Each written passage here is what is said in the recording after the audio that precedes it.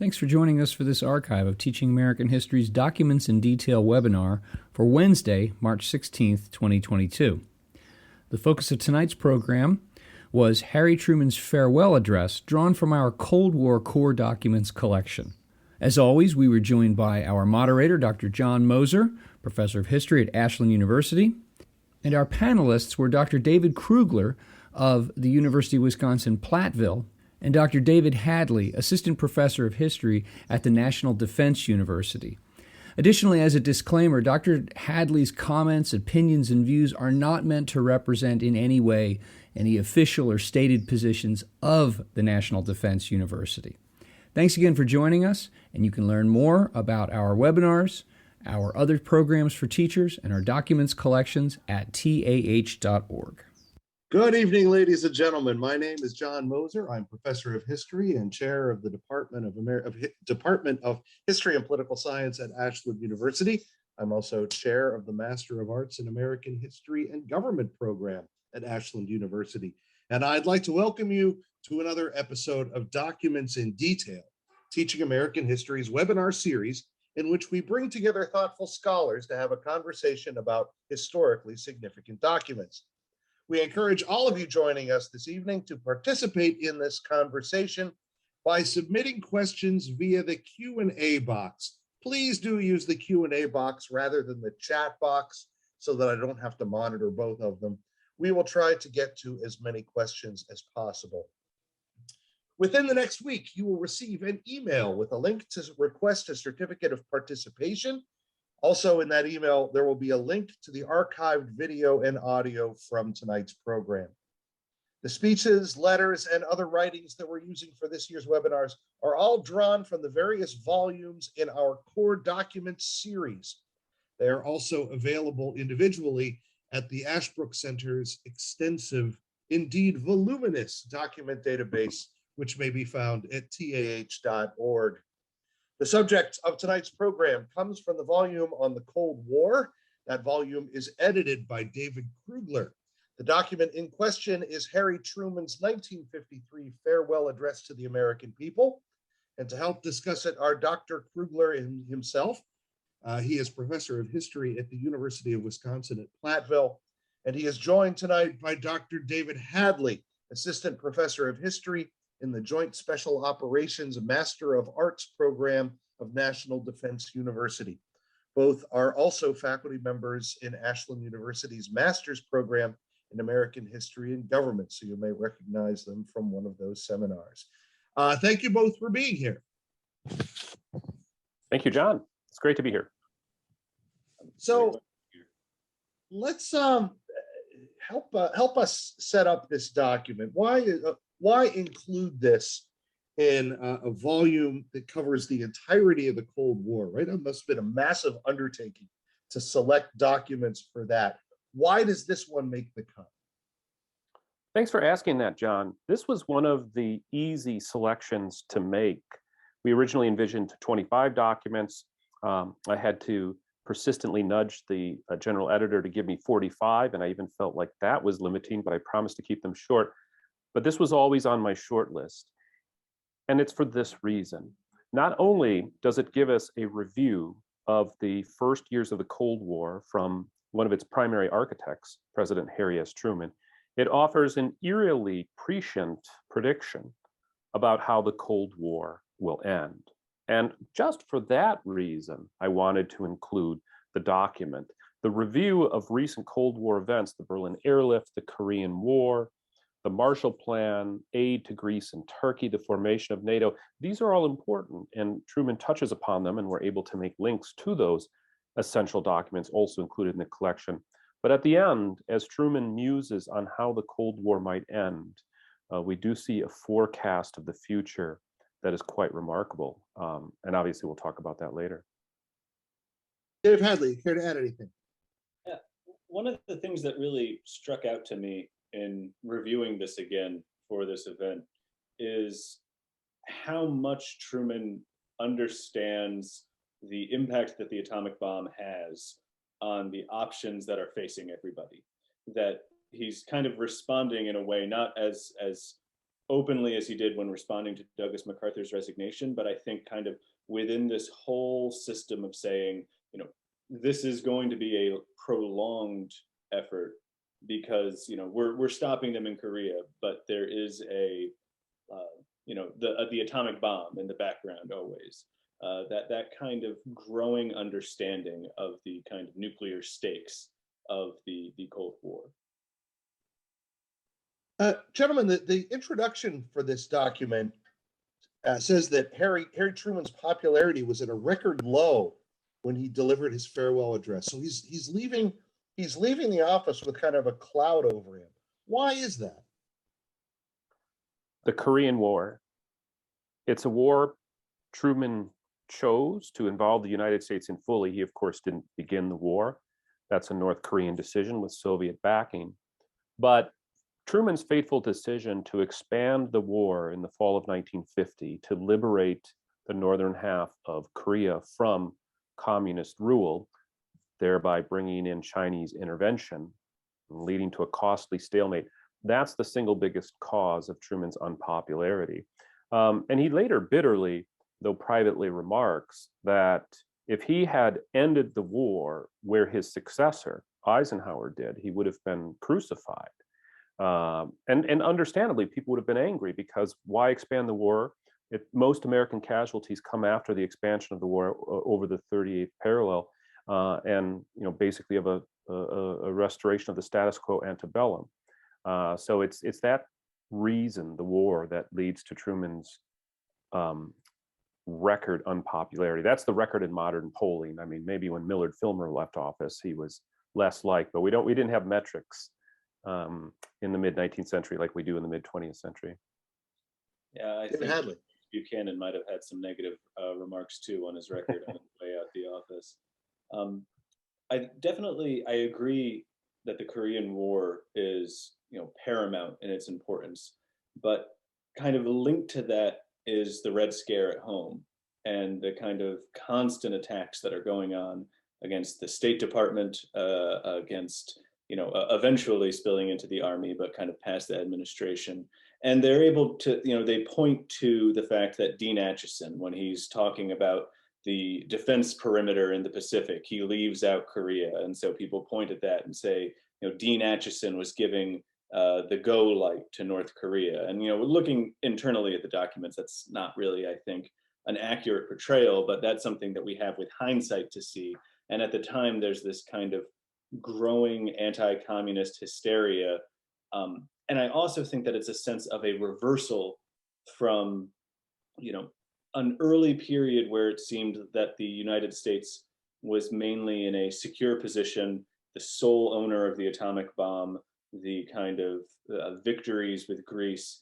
And then you have a series of disasters from the American perspective, the communist victory in the Chinese Civil War, the Soviet test their own atomic bomb in 1949, earlier than we think that they're going to be able to. And that all kind of helps fuel this somewhat hysterical environment at home. So I'm glad you brought that up, David. It's unfortunately you're both named David. I'm just gonna keep saying David and assume you'll know which one I'm talking about. Truman is reelected in 1948, based in part on a record of steady success. The Truman Doctrine, the Marshall Plan, NATO, and then not long after his reelection, things start going south. In this speech, he of course mentions his successes, but he makes a point of saying that the most important of all was Korea, the very reason why he is he is so or one of the reasons why he's so unpopular at this moment. Why does he do that? I think he wants to defend his record and say it was the right decision to make. To David's great answer about the toll, the partisan but often based in truth attacks on the administration for failing to deal with domestic communism takes, there's also price controls and a return to wartime economic measures that people are weary of. This is just 5 years since the end of World War II, and everyone thought, well, we're done with that, aren't we? So, that's taken a toll on Truman as well. And he needs to say, although you can't see it now, I believe this was the right thing to do. We really needed to go in to defend Korea. It was the first major marker in this battle of ways of life, to allude to how he frames the conflict in his Truman Doctrine speech in March of 1947. And I also think that it's worth keeping in mind just how recent World War II is, and the idea of a decisive victory. We fought a clear battle with a decisive end at horrific cost, but that you can tell in May of 1945 and then in August of 1945 that we've won. In Korea, we bogged down into a stalemate. We accept a kind of we will eventually accept a truce, but we accept a kind of uneasy status, not just in Korea, but with the larger Cold War competition. This isn't the kind of fight that Americans, the living, grown adult Americans within their recent memory had just engaged in. Yeah, this is a great point. I like telling my students that the way Americans remained engaged in World War II, or one of them anyway, was they could look at their daily newspapers and they could see that map of the war fronts, and they could see almost on a day-by-day basis the progress that was being made. And they couldn't do that in Korea, nor could they do it in Vietnam 20 years later. And sorry, go ahead. Go ahead. No, please. And on the point with Vietnam, it's really remarkable that if you're looking at opinion polls, obviously there's a very strong anti-war effort. And I think in the kind of popular imagination, we get this idea that the anti-war effort is geared entirely towards disagreement with the basic aims in Vietnam. But a lot of the unpopularity in Vietnam comes exactly for this reason, that there's not demonstrable progress. That, what polling would suggest, at least, is that the American people are willing to accept sacrifice and casualties if there's clear gains that are being made towards an end of the conflict, rather than the acceptance of this kind of prolonged, uncertain stalemate. Could we talk a little bit about the 1952 election campaign? To what extent was 1952 a referendum on the strategy of containment as practiced by Truman? Very much so. We have John Foster Dulles, the future Secretary of State for Dwight D. Eisenhower, the winner of the 1952 election, putting out in prominent publications scathing critiques of containment as a morally bankrupt policy, one that is meekly defensive and doesn't address the root of the problem, which is liberation. And so Dulles especially, but there are other mouthpieces for this change in strategy, saying we've got to go the extra step and liberate. Now that combines nicely with a criticism of Korea. Where is the liberation? Where is the progress? It's not there. And Republicans neatly encapsulated this strategy with a pseudo chemical formula, KC2, Korea, communism, corruption. There were some instances of corruption among minor officials in the Truman administration, so that was the least important factor. But Korea and communism and criticizing containment are major factors in 52. You've also got Dwight D. Eisenhower, who tells the American people, I'm going to end this thing. He doesn't have to explain how. He's Dwight D. Eisenhower. I mean, he helped. He's really there winning World War II on D-Day. If he says he can end the war, people believe him. And I think that you have this kind of promise of liberation with the idea of rollback. That kind of one of the ironies of what's going on is that the rollback attempts that the Truman administration had been making were in covert action. So they weren't able to really publicly discuss them, and they wouldn't have wanted to because they went disastrously awry. A series of really devastating failures and attempting to, kind of begin a guerrilla campaign in places like Albania or in Poland that were being carried out by this, bureaucratically strange organization that will eventually get folded into the CIA, called the OPC, the Office of Policy Coordination. And there were actual efforts, but it turns out it's difficult to overthrow a police state when you're, especially when you're parachuting kind of the elite of Polish society into the middle of the countryside and expecting that nobody's going to notice. It's like dropping somebody from New England into Texas and expecting them to just fit right in. And the Eisenhower administration's rollback isn't going to go particularly any better, as we'll see with examples like Hungary and the stalemate accepted in Korea. Right, and the Eisenhower administration eagerly embraces covert operations, and they codify it in a 1954 National Security Council paper, and are exhilarated by seemingly easy successes in Iran, in Guatemala, though both of those covert missions have disastrous outcomes for the people of those nations and eventually for the United States as well.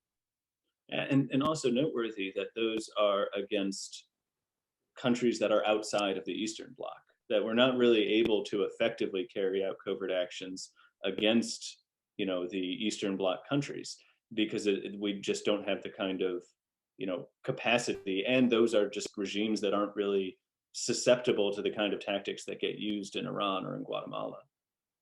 Right, and I'll just very quickly add, we're not, there's no rollback that's necessary in Guatemala or Iran, because there's no communist state to roll back. These are inflated fears.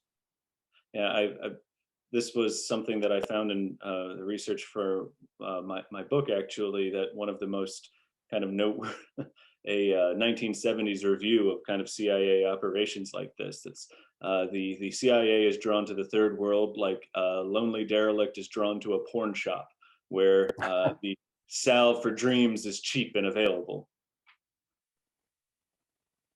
So let's go to some questions that are coming in from our audience. First of all, Joe Rooney, referring to this document in particular, says that the idea of the domino theory seems to pervade Truman's speech. Had this theory already been articulated at this point? And mentions Zelensky has hinted at this in his speech today to Congress. There's a recent study on the domino theory tracing it back to the Wilson's presidency.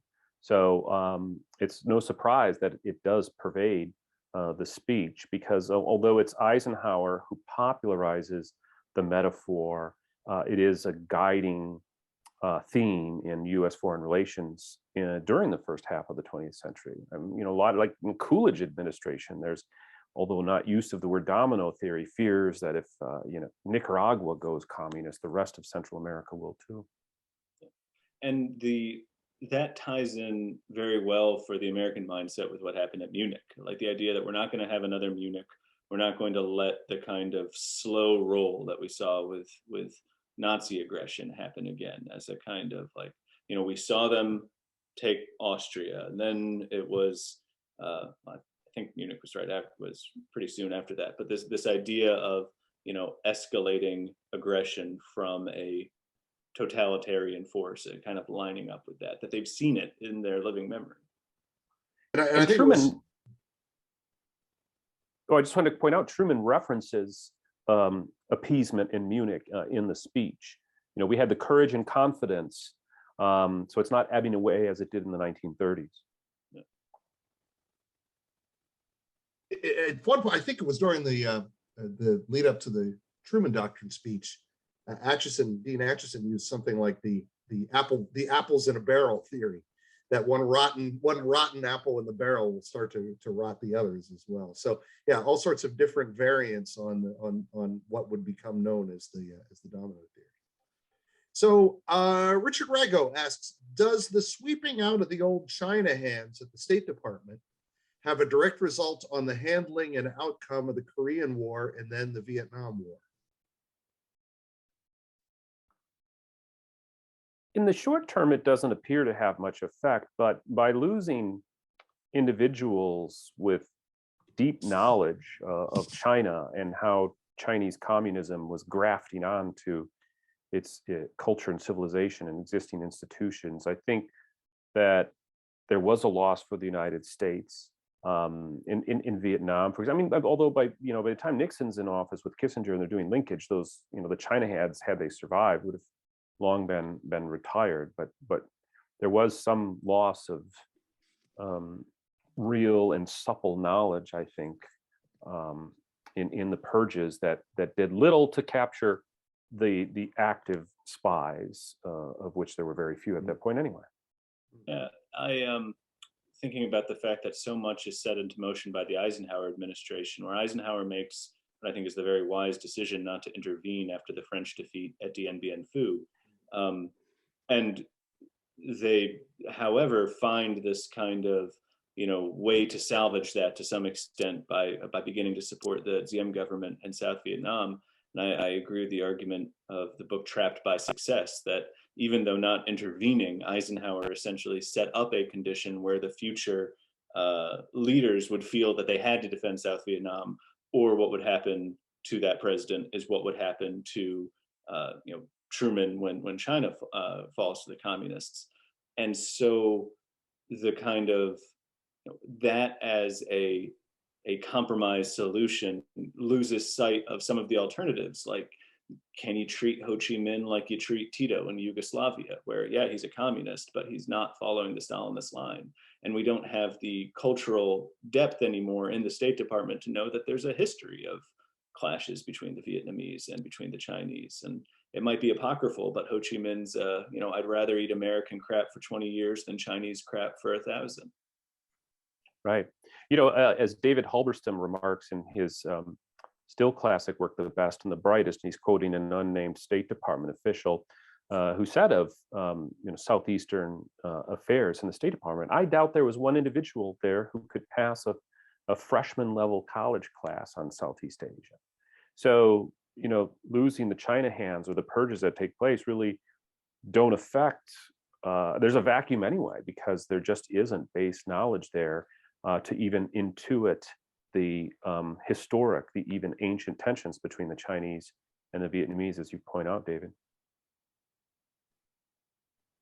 So we have a couple of questions, both related to Henry Wallace, and maybe we can address them simultaneously. Quince Brinkley asks, can you talk about Henry Wallace going into the 1948 election? And Adam Cooper has a counterfactual question. How might the events of the Truman years have played out differently if Vice President Henry Wallace had assumed the presidency following FDR's death? What do you think? Well, if I may, I've done some research on the 44 election, so this is fresh in my mind. And we'll first address the counterfactual question. There was little chance that Henry Wallace was going to remain on the ticket. The Democratic Party leadership loathed Wallace. If you look at some of the oral interviews done through the Truman Library, there was a major figure, Ed Pauley, who helped raise money. And he just tells this story about Wallace, which is really unflattering. And you get this sense like he thought Wallace was from another planet. And he was too liberal for these old school Union Democrats from big city politics. They're used to rough knuckle politics, and they see Wallace as a dreamer. And so he was, and although Roosevelt didn't signal until the very end what he was going to do, it's pretty clear that he was going to go along with his confidants and the party leadership and drop Wallace.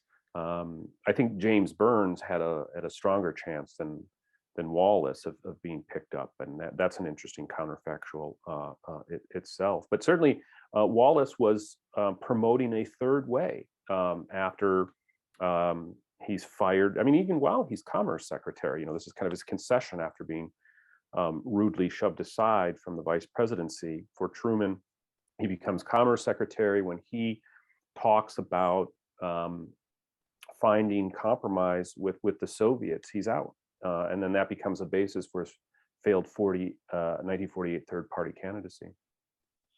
In terms of the kind of impact that he has, in 1948, or some of the kind of potential role that he'd play, I think it's unfair to portray him as somebody who was like a Soviet agent, as he has been at times. But there were definitely people in his circle that were connected with the Soviet Union. I'm thinking especially he goes to kind of take command of the New Republic after he leaves government. And, the editor there at the time, Michael Straight, was an NKVD asset. Yeah, he's not particularly discerning about some of these Soviet influences, and he's not alarmed by them. So he definitely has a kind of a fundamentally different approach, and you can see there's an interesting mirror to George Kennan's long telegram of Nikolai Novikov's kind of telegram explaining American actions back to Stalin and Molotov. And they point at kind of Henry Wallace's ouster as this key point of departure for them, as a sign that they're not going to be, able to work with the American government the way that they were with Franklin Roosevelt, which I think also, they're not writing it in that document, but they're not going to be able to exercise any kind of significant influence. There's a Wallace document that I like to assign as a counterpoint to Kennan's long telegram. A letter that was a private letter that he sent to Truman, not knowing what Kennan had written. In fact, I think it maybe even predated the long telegram. But it raised objections to the administration's foreign policy and claiming that the measures taken by the United States since the end of the war were needlessly provocative toward the Soviet Union. So if the Soviets are behaving aggressively, it's because they're reacting to an aggressive United States. And it kind of strikes me as similar to the arguments that we're hearing now, that the reason Putin has invaded Ukraine is because the United States basically provoked him into doing so. And I'm glad you brought that up, John, because we do see this tendency in American foreign policy on both sides of the political spectrum, and I mean from the extremes all the way to the center. Just all across the spectrum, of some really dangerous solipsism that everything that happens in the world comes from an American action or non-action.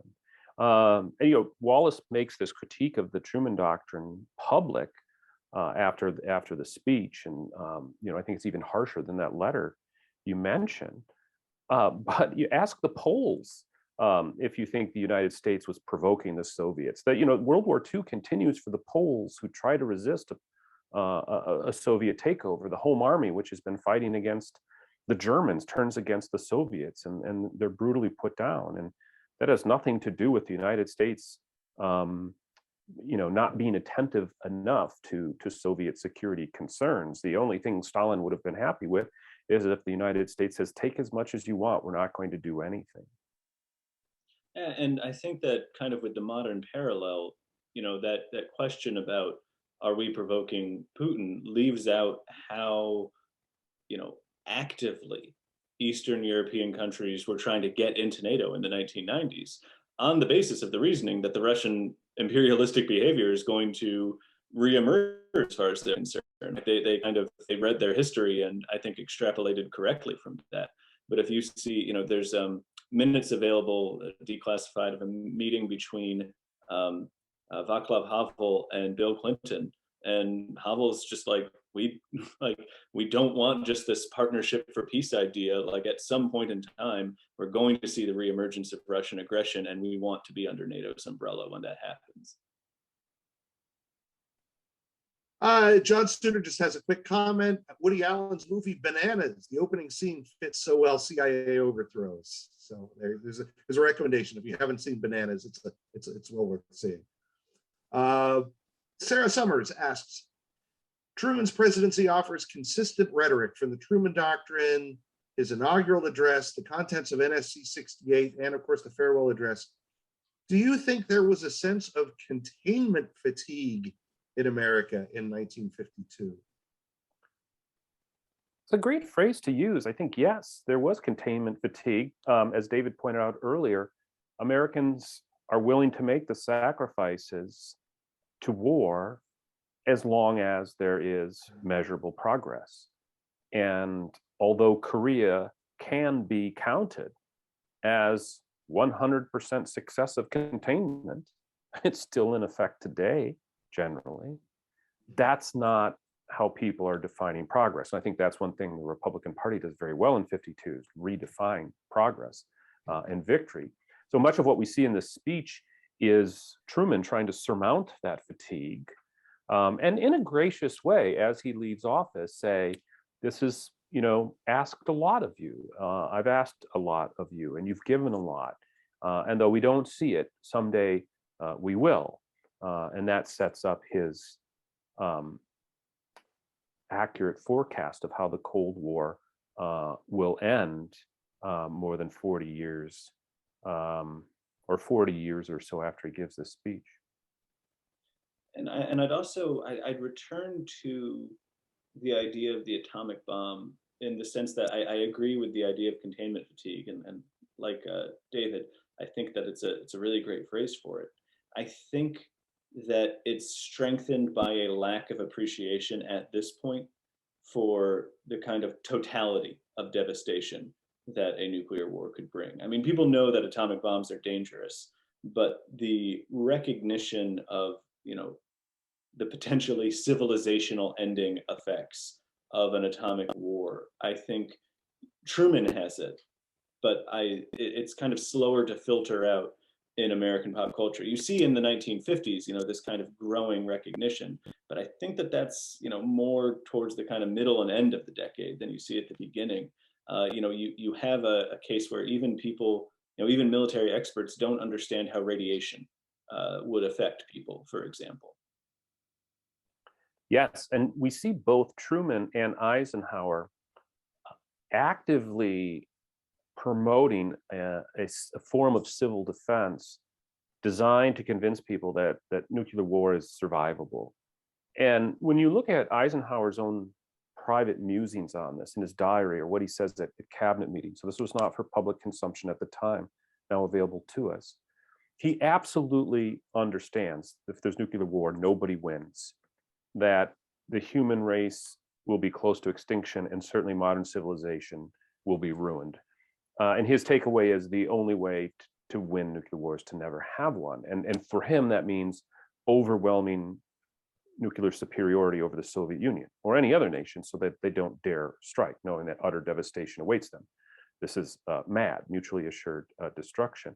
Truman also understands that, though we do see both leaders trying to manage anxieties over this certain outcome by promoting programs of home shelters, do-it-yourself shelters that can be stocked and will allow people to survive, though almost all inhabitants of such shelters would be destroyed by the blast effects, and even if they live, die soon thereafter of the radiation and dwindling supplies and so forth. It's the one of the leaders in an Eisenhower era study, the Gaither report on civil defense, Robert Sprague, who had taken it over after Gaither had gotten ill. He says to Eisenhower after conducting this report that as he saw it, we had, a few options. One is attack the Soviets now in the hope that we get enough of them that the damage to us is limited, or we could threaten to do that, and we could essentially trust in God that he'll side with us. And then there's just a little footnote in the policy meeting that says, Mr. Sprague noted that his resort to prayer had increased considerably over the course of this study.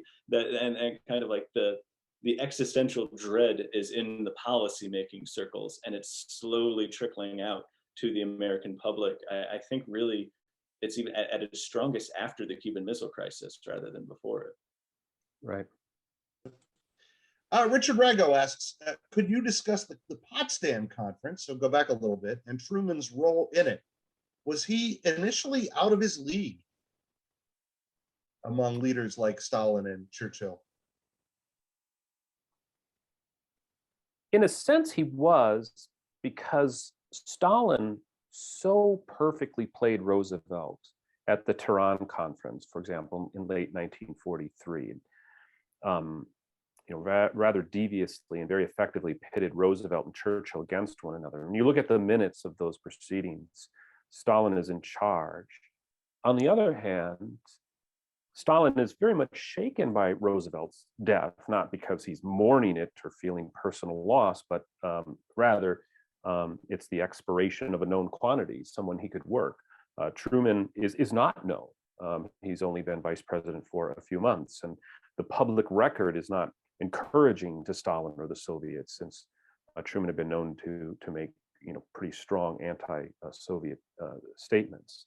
That said, I think Truman holds his own at Potsdam. It's interesting to look at some of the takeaways for him. He comes back convinced that the Soviets are breaking firm promises they made at Yalta, and they're going to have to be dealt with sternly. We see this in a letter he writes to James Burns, dressing him down in January of 1946.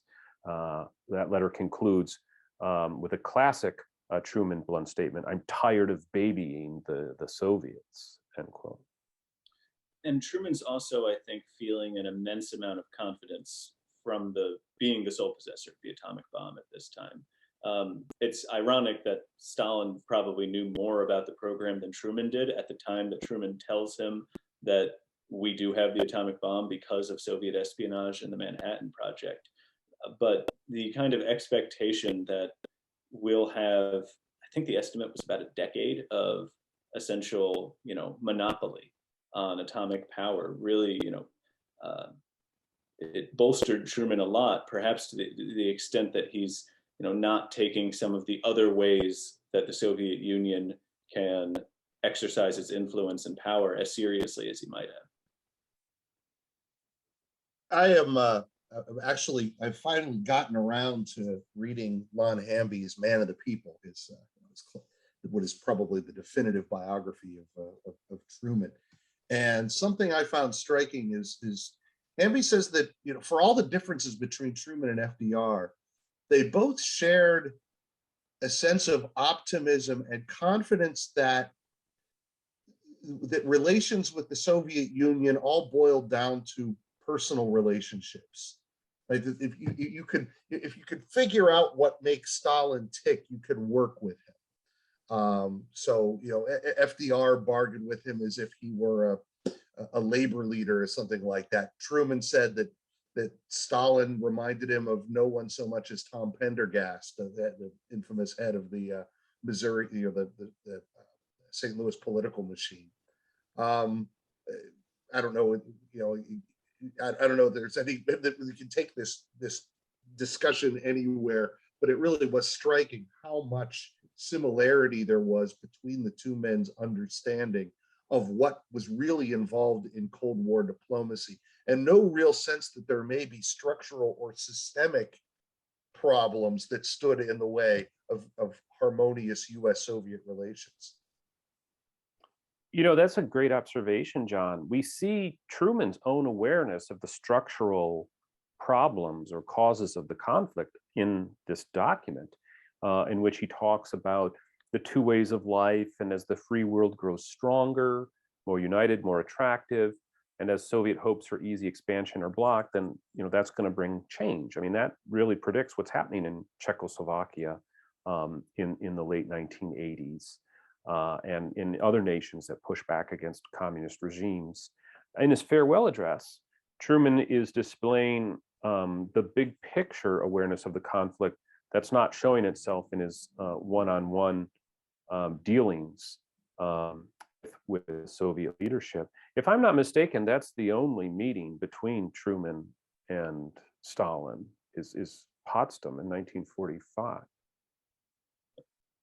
Whereas Roosevelt had several meetings. Yeah. I think that there's a factor on top of that as well, is that, if they do come to a systemic understanding, and I think that Truman might have more than Roosevelt did, as Roosevelt has this kind of, utopian idea of four great powers that are going to police the world and prevent any kind of conflict breaking out.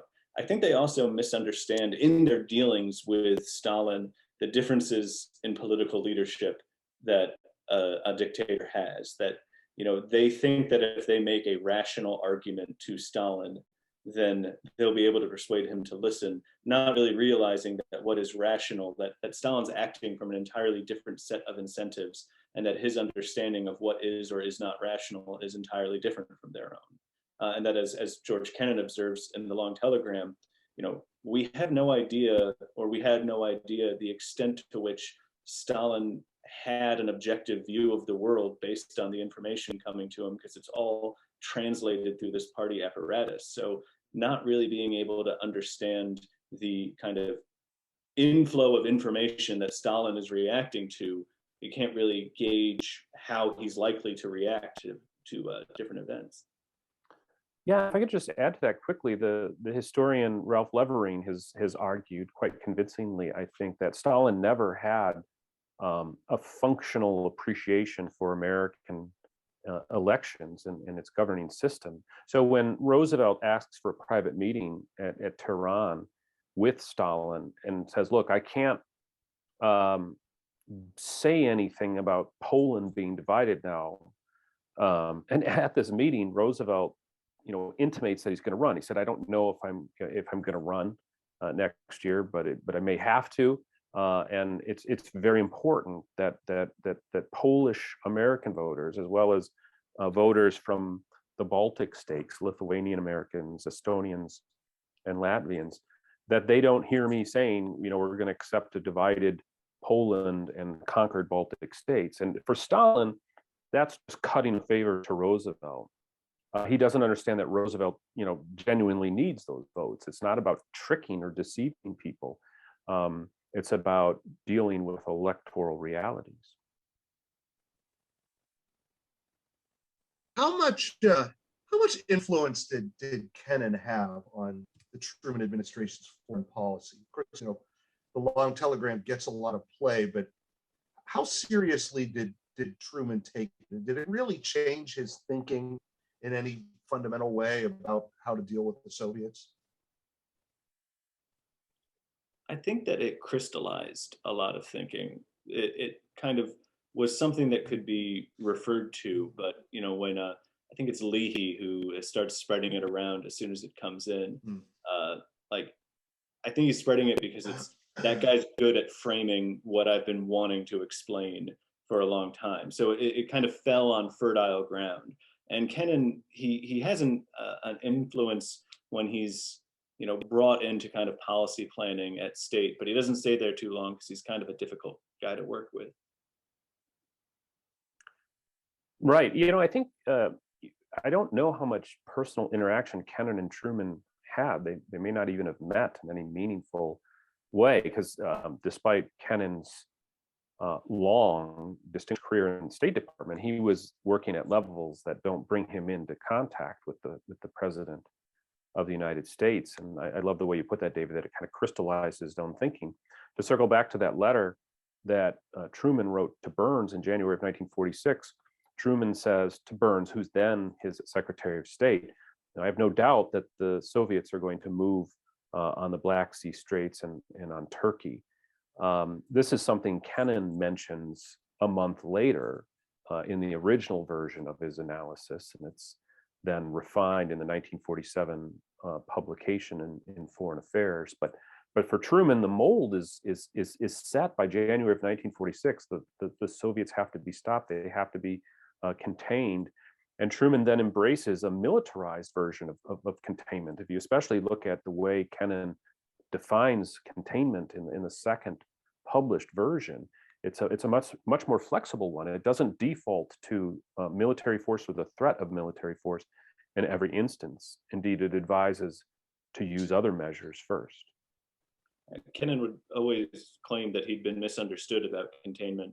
And part of that's in reaction to what was going on at Vietnam when he's speaking about that, but that he definitely has this kind of sense that what I wanted containment to be isn't what containment ended up actually being in practice. Yeah, in fact, he would say later that that containment was strictly designed for dealing with Stalin, and after Stalin was gone, it should have been shelved. A question from Andrew Honebrink. I am teaching AP US history students about the shift from the end of Truman's presidency to the beginning of Eisenhower. What recommendations would you have that I cover about American morale throughout the Korean War from beginning to end?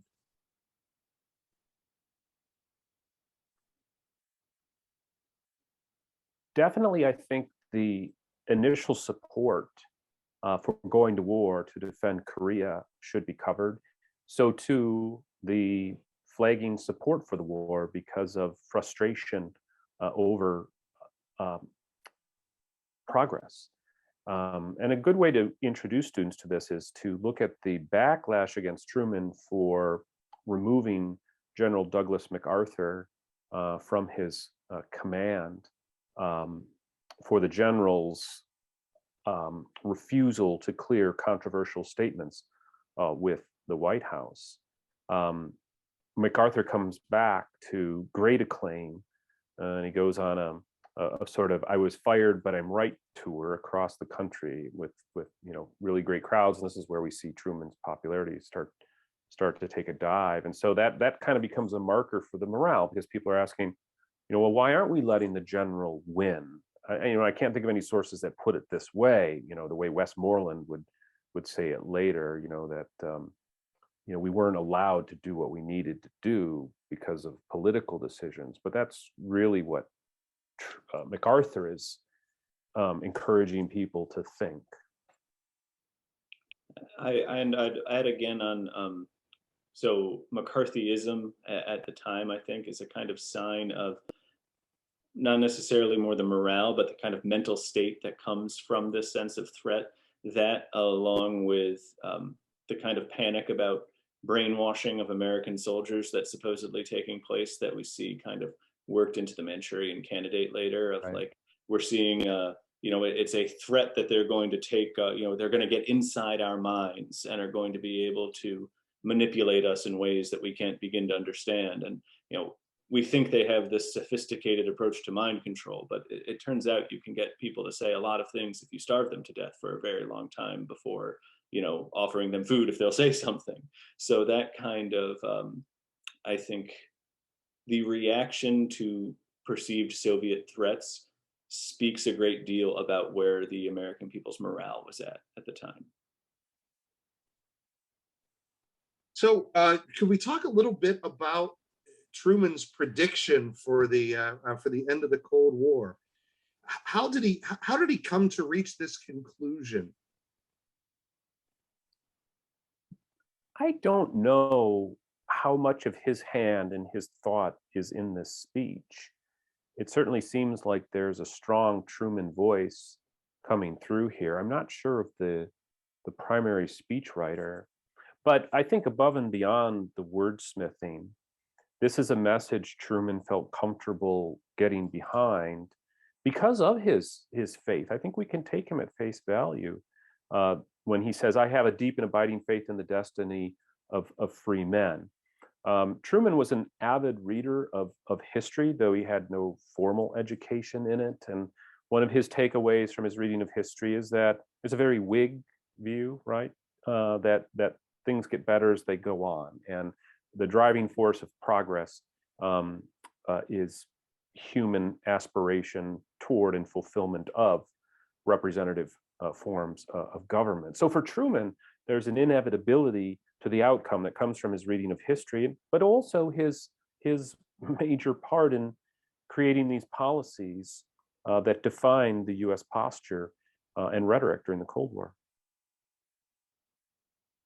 Yeah, I would certainly agree. And I think that there's also the sense that even though, persistently throughout the Cold War, the US public overestimates Soviet power, I think there is, at the very least, a more accurate appraisal within government most of the time that the Soviet Union has a system that is weaker than ours. This is something that Kennan notes in the long telegram. This is something that, causes all sorts of political headaches for Eisenhower when there's panic about the missile gap that supposedly exists. And he knows for a fact that doesn't exist, that the Soviet programs are going slow, that Sputnik might have been a spectacular success, but that doesn't mean that there were actually missiles coming off the factory like sausages, as Khrushchev said. And he didn't tell people that because he wanted to protect our sources of information, but it was, a appraisal of the Soviets that I think was more realistic than people had at the height of this kind of, hysteria. That the point Kennan actually gets to in the long telegram is something that kind of we almost see here, that the US public has to be better appraised as to the nature of the threat and the scale of the threat, because that will mean that we respond to that threat a lot more rationally than we might otherwise. Now, I'm taking this back to Truman's influence again. When I read these prescriptions, I kind of hear Kennan's account of what he thought the end game would be, that if we maintain, firm patient containment, that there would, at each show that at each turn we were willing to frustrate Soviet ambitions, that eventually there would be some kind of moderating from within, if not the actual collapse of the regime. And again, I don't know if this had some kind of influence on Truman or not, or whether this is, as you say, David K. It's just an expression of his Whiggish history. Dorian Blagg asks, given that so many of Truman's predictions about the Cold War came to pass, has his reputation been repaired in any significant way in the intervening decades? I think yes, very much so. Certainly polls of presidents or polls of historians about presidents tend to put Truman fairly high. So he's bounced back from that lower than 30% approval rating he had in 1953, though of course he's not around to see it. But I think on the whole, Truman's reputation has withstood scrutiny, because many decisions that were unpopular at the time or seemed unwise have been proven to be the right choice. I would put on that list his removal of Macarthur from his command. Truman was the commander-in-chief, and he had given an express instruction to his general not to make provocative statements threatening to use nuclear weapons or setting policies such as invading China. Macarthur was given ample opportunity to curb these statements, and he did not. He needed to be removed. The chain of command needed to be protected. I think Truman's kind of the story that every unpopular president leaving kind of tells themselves at this point. That if you're leaving with a low approval rating, you can always look back and say, well, maybe Truman, maybe I'll be like Truman. I certainly remember in the 1980s when there was kind of a return to Cold War rhetoric. I remember the Reagan hearing very positive things about Truman from members of the Reagan administration, including Reagan itself, right, for being the one who really put the United States on the course to resisting communism. And interestingly, some people who had, I'm sorry, David. No, please go ahead. Yeah, well, it's just some of the people that had influenced Reagan's view had started off during this era in the Truman administration. I'm thinking especially of Paul Nitze, who, he writes NSC, he's like kind of the main author of NSC 68, and then he is one of the kind of driving forces behind the kind of the Committee on Nuclear and Present Danger and the Team B analysis that kind of helps frame some of the Reagan administration's thinking. This would be a great moment to point out Truman's magnanimous call for bipartisanship, since we brought up the Reagan administration's admiration for and influence from Truman. The address begins with the outgoing president appealing to the American people to provide total support to their new president, whether they voted for him or not. And he pledges his own support and reminds citizens that it's not enough to just go vote every 4 years and then, quote, go back home and say, well, I've done my part, now let the new president do the worrying. He can't do the job alone, end quote.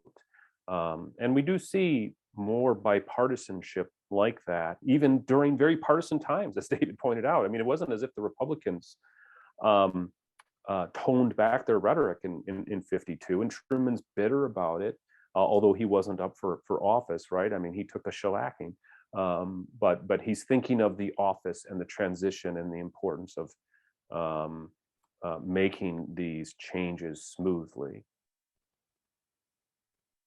Can we say something really quickly before we go about Truman's religious rhetoric?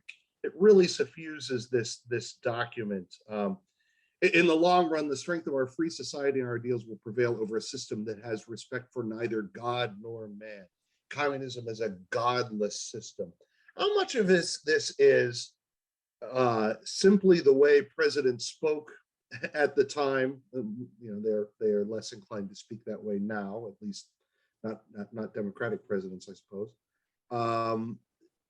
And how much of this was Truman as an individual?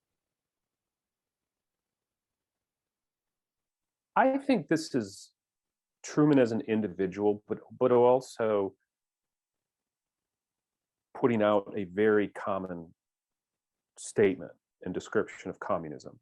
Truman and McCarthy don't have a lot in common, but if you look at McCarthy's infamous speech at Wheeling, West Virginia in 1950, he emphasizes atheism as well, and it really suffuses his other rhetoric. Truman shares that with him because for a lot of Americans, the anti-communist network prior to the Cold War is driven by religion. The Catholic Church is a major component of that anti-communist network, and so it would have been really hard for Truman not to absorb that. And in a pantheon of presidents, he may not have been the most church-going among them, but we do know he was a religious man. I would certainly agree, and I think that it's also something that we see with Democratic Party constituencies. Roosevelt also spoke to a really noteworthy degree about religion, about God, and kind of his both discussions of the New Deal and in kind of World War II rhetoric. So I think that it's deeply connected with the Democratic base at this point. If you want a really religious message from a president, take a look at Eisenhower's inaugural address, which is overtly religious. And Eisenhower went to church far less than Truman did. I mean, I haven't counted his church attendance. I'll be upfront about that. But Eisenhower wasn't a regular. So we're running short on time. I'm wondering if each of you might make some concluding comments about what you see as the value of this document, and perhaps why some of the teachers who were joining us tonight might want to consider assigning it to their own students. David, please go ahead. Oh, well, one of the things that I think is very useful about this in assigning it, where it would kind of come in most, is to get a sense of the stakes as they were understood at the time. That Truman is laying out, like, this is what we're facing. This is the kind of, level of threat that we're going to have to deal with.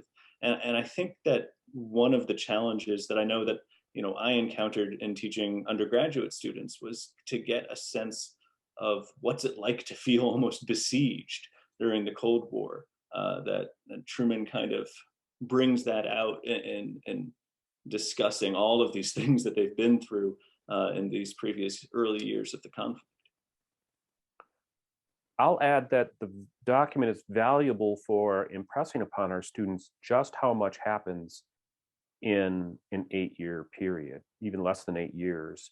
And when you think about the end of World War II to the date of this speech, and it's a good, concise way to recap other events we cover in teaching the early post-war period.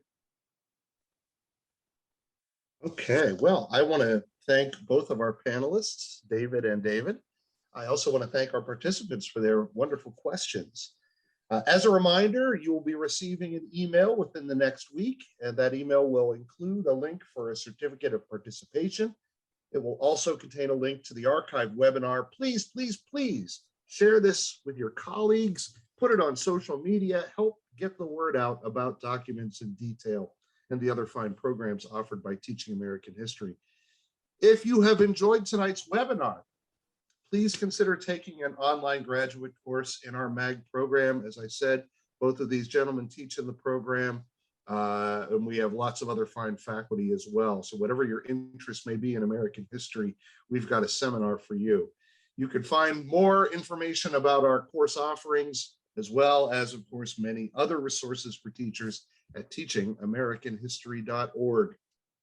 Our next episode of Documents in Detail will take place on the evening of Wednesday, April 20th, when our topic will be Daniel Patrick Moynihan's The Negro Family, The Case for National Action.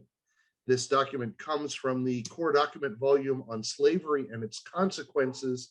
Joining us that evening to talk about it will be Dr. David Tucker, Senior Fellow at the Ashbrook Center, who is also editor of that volume in the series, as well as Dr. Abby Lynn Sellers of Azusa Pacific University. Thank you all for being with us tonight, and we look forward to seeing you again on April 20th.